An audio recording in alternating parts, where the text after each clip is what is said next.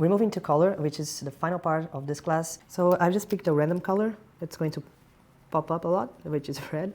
And I'll be filling the character. And after that, I can pick the colors and actually move to the fun part. I'm going to do this real quick.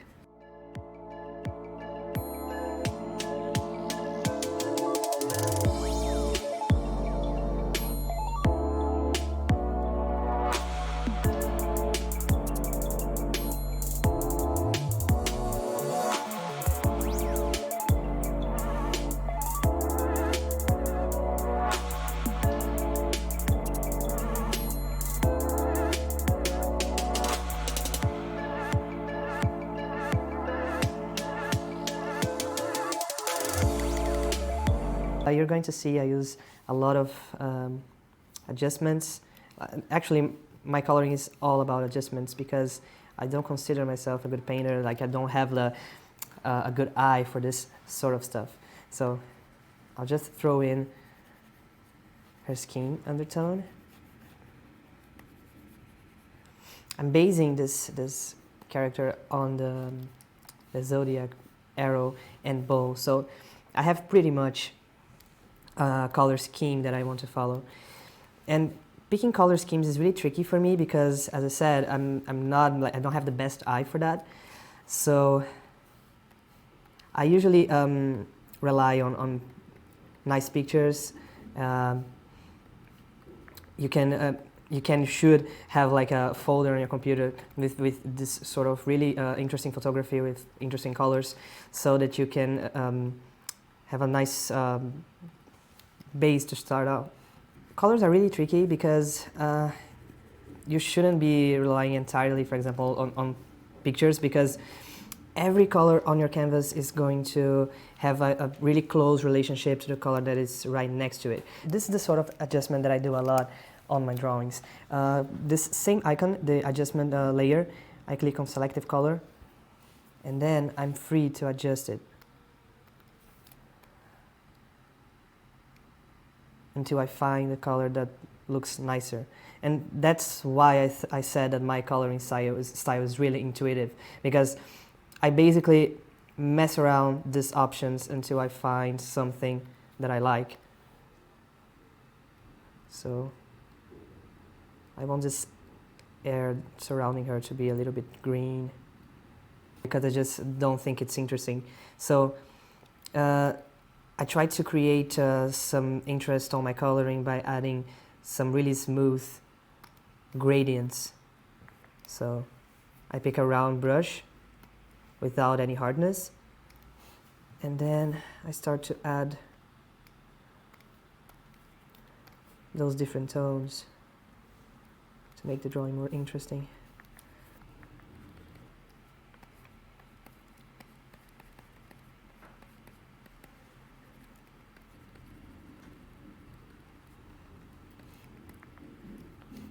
I'm going to change the color of her hair, just something different, so that it creates some sort of contrast with all this green and turquoise going on. Another thing I always do on my drawings is create a layer on top of everything else that I have, fill it entirely with black, and set that layer to saturation. So I can make these values check how contrasting each color is to each other. So what I always try to avoid is getting two colors that are too close to each other on value, because that will make my drawing less readable. So for example, let's say her skin tone was closer, it was like a color value closer to her clothing. That will make it less readable. So I'm trying to avoid that. Thankfully, I kind of created a good contrast, but that's something you should always keep in mind. So I keep turning this on and off in my drawings. So one thing that I do on my drawings is, when I have my color scheme set up, when I'm comfortable with it, I just keep stealing the colors and spreading them all around my drawings so they get more cohesive.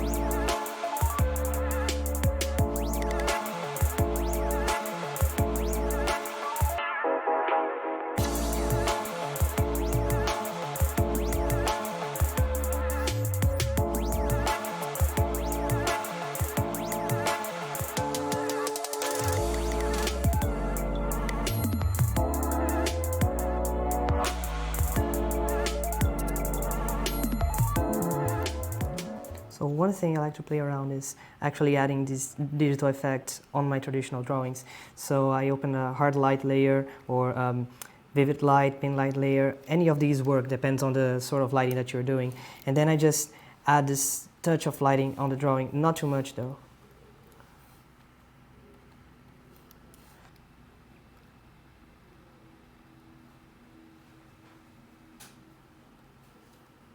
Apply layer on top of everything. Then I get one of my Kyle Webster brushes and add a little bit of texture on my drawing. So this one reminds me a bit of watercolor, so I really like the effect. Kind of just adds this subtle texture.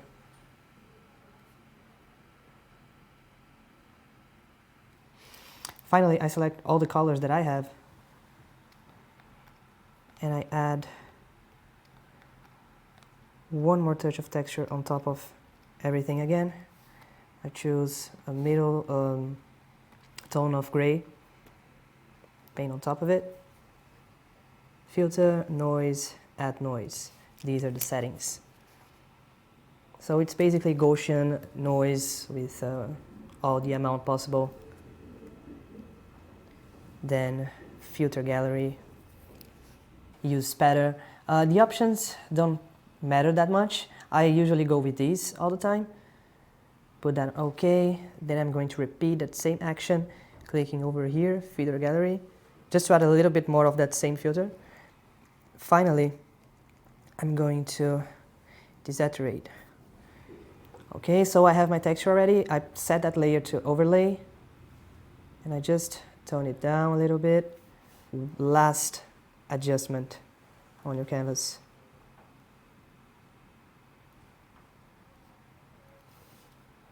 So there you go.